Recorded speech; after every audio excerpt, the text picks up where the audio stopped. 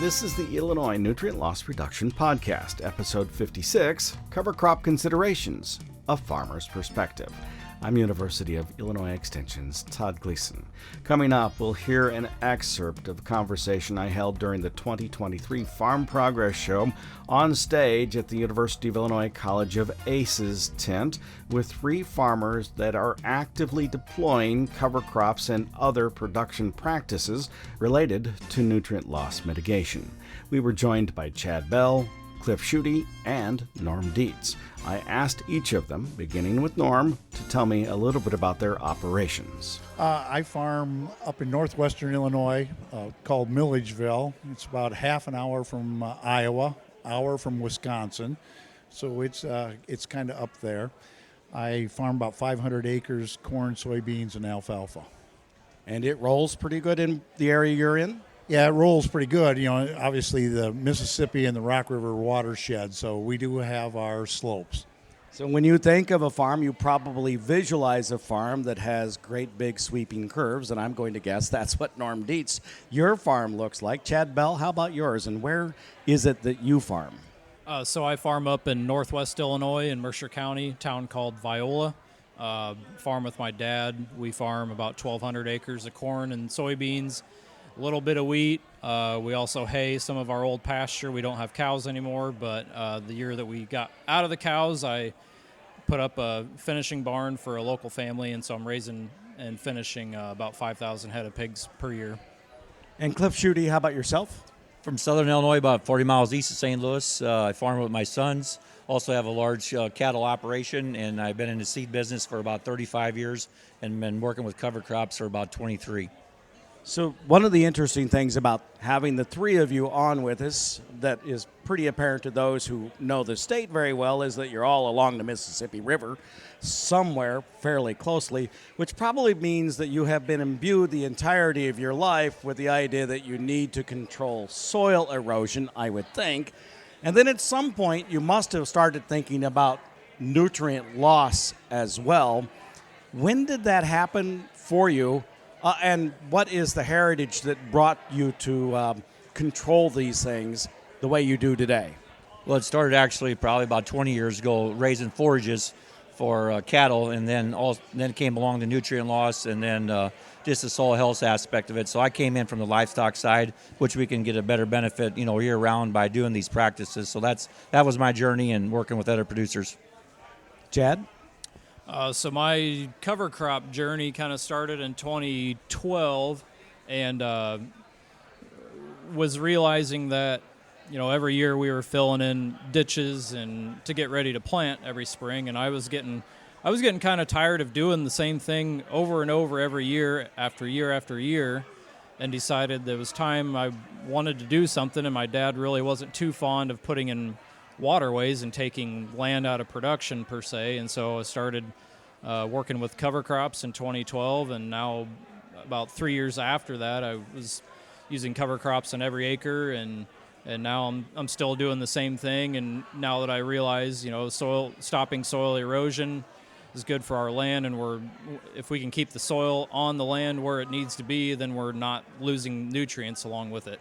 Interesting thought, because I know from my own perspective, 60-foot waterways on my own farm are the thing that I like to look out at most.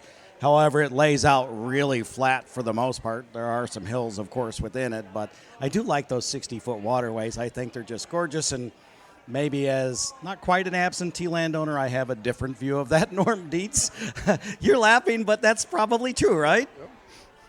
I started no-tilling in 1985 simply because we have light soils up there called timber soils, and we were doing the same thing. You're kind of filling ditches every year, and the no-till started, and it took us to a certain degree that way, and kind of my dad started that, and I just followed. But we couldn't solve the time when it was just kind of thawing, and we get a rain. We couldn't stop it with no-till, especially on bean stubble. So in 2014, went to the cover crops, and that helped a great deal. And then I kind of developed a little thing for waterways or more like where water could run. And I've kind of eliminated some waterways by using cover crops. I'm going to guess, do each of you have hell acres or highly erodible lands? I know, and this is a different property, but within Logan County, and that's good black dirt right here in the center of the state. My own family, 4 brothers, which still farm, had some hell acres. They went in the late 80s, in the late 70s, early 80s to no-till to try to control erosion on some really, really, really steep grades.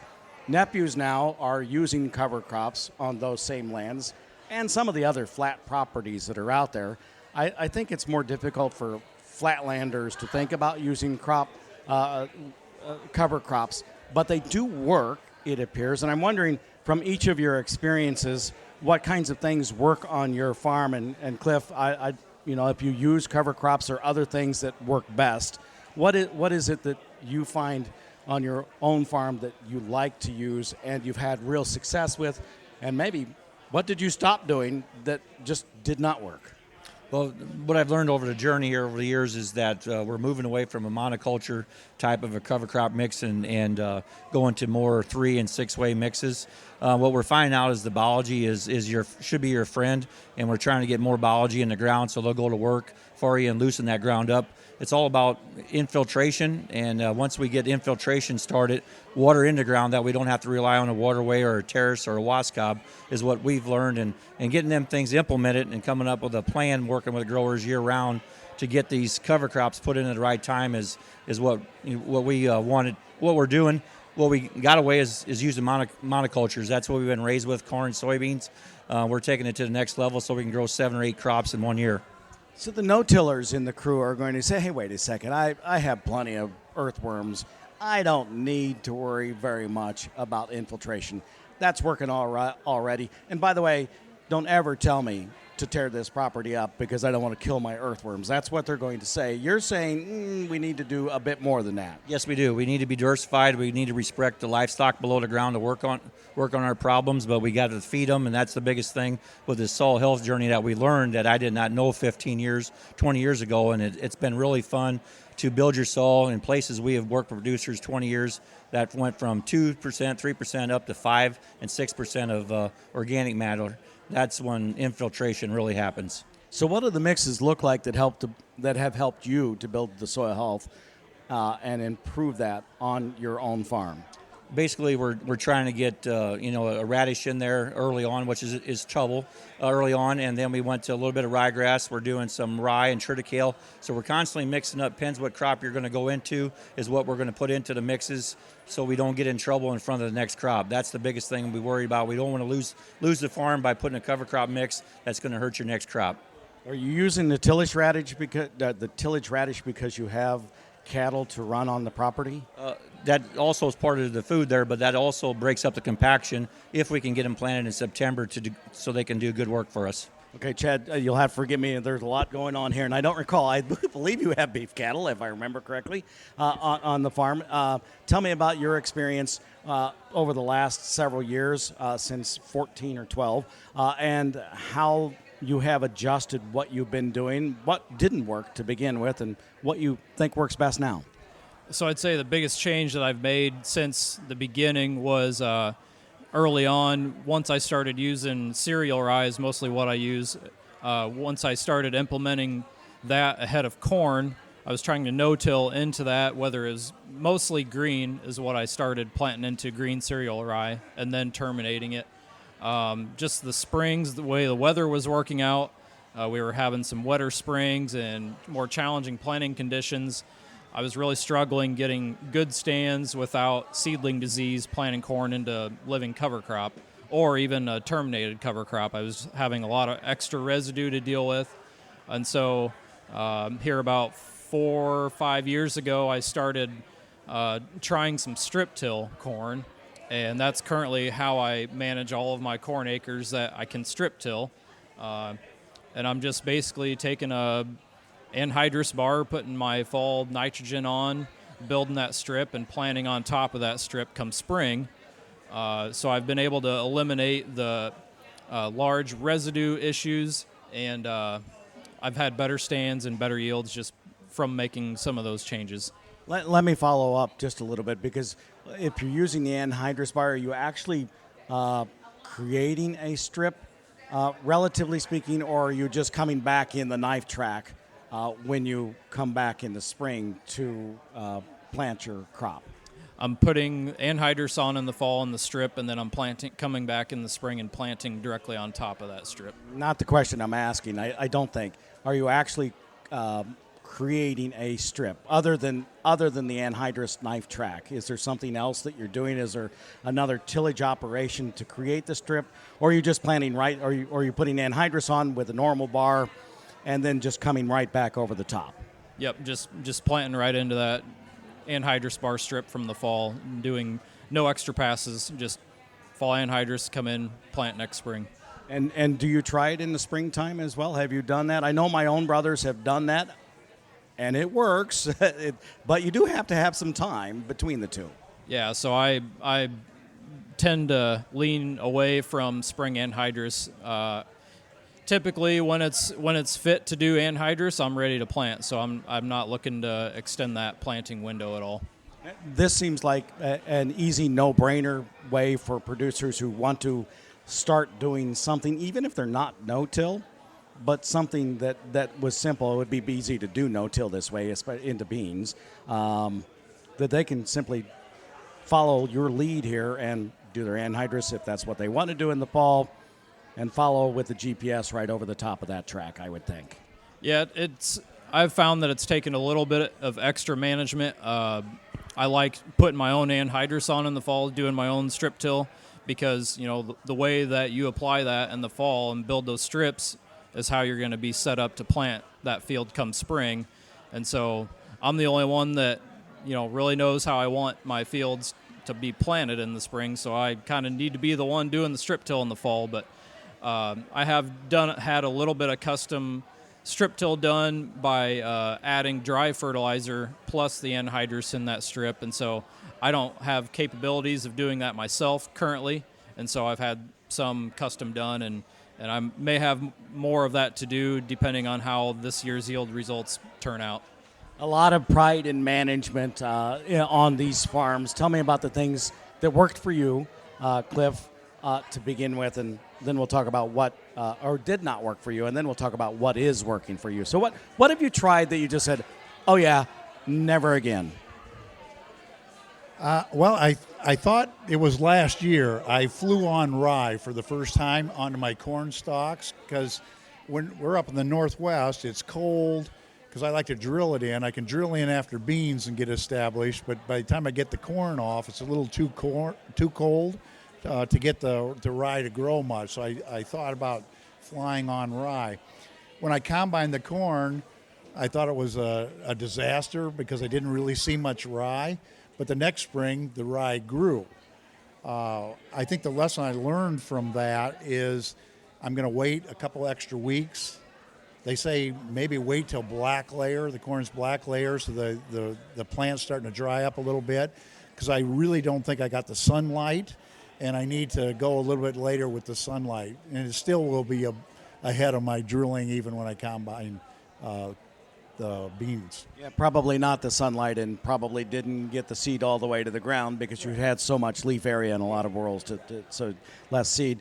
I would think you would be following potentially some of the University of Illinois and others' research into the small robots trying to seed into standing cover crops. I know it's a long ways off, but could be interesting. I think it would be interesting.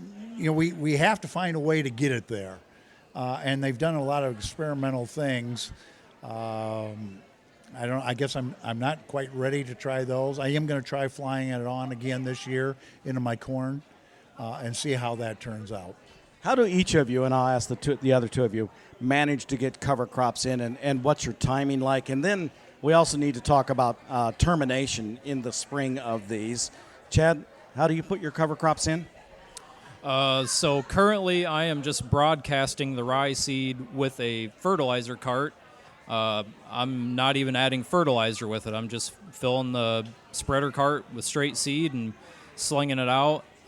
So if I shut the back gate as tight as it'll go, I can spread it about 60 pounds an acre is about as light as I can get it, which is adequate for what I'm doing. But I've done all of the methods. I've planted with my 15-inch planter. I've aerial spread. I've mixed it with fertilizer and spread it that way. So I've kind of done a little bit of everything. But right now I'm just basically broadcasting straight seed. And Cliff, how do you go about seeding cover crops? We use everything that's available. Best thing is get it in with a drill, but a lot of our seasons are not going to let that happen. So work with producers to get a game plan on hybrids and varieties that you want to use. So actually when it's September 20th that you're harvesting stuff, or October 1st, that you can get some more of the mixes in. If that doesn't work, then we fly with drones. Talk about new technology. Been using that for 3 years now, and that works real well.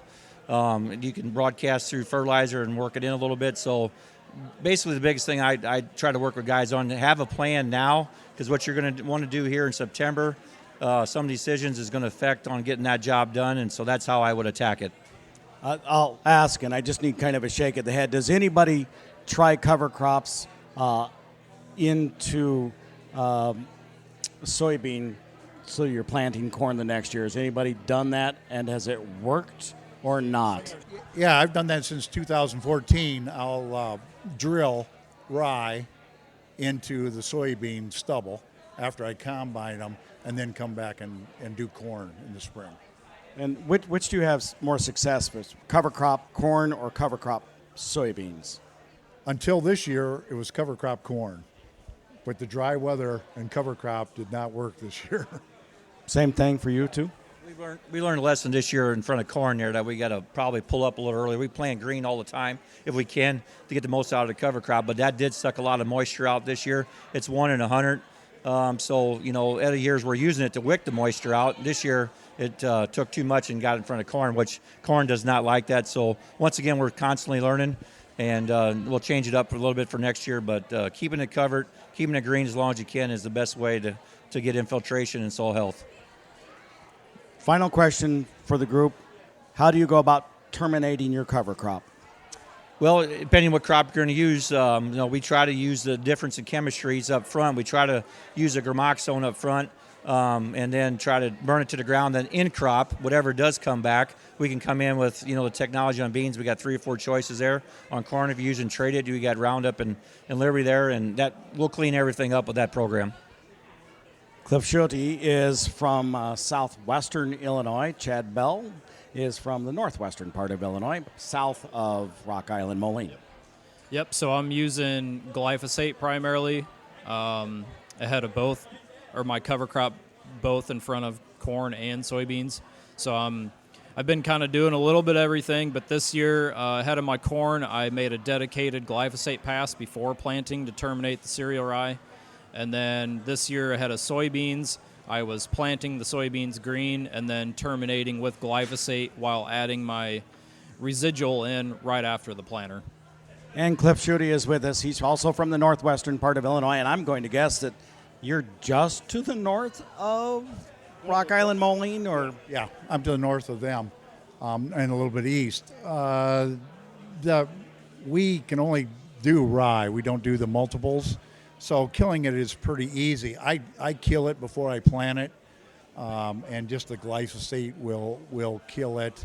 I do want to go to planting soybeans green and killing it later, but sometimes you have a little bit. I don't spray my own, so they don't quite understand conservation up there and conservation tillage as well as they should, and it's hard to get them to do different things and different timing with different chemicals, but we're working on it. That's Norm Dietz. He, Cliff Schutte, and Chad Bell joined us for our cover crops discussion on the University of Illinois stage at the 2023 Farm Progress Show held in Decatur. The show was coordinated by Extension's Rachel Curry and Nicole Haverback, specifically for use in the Illinois Nutrient Loss Reduction Podcast. Please do take time now to subscribe to our program. I'm Todd Gleason.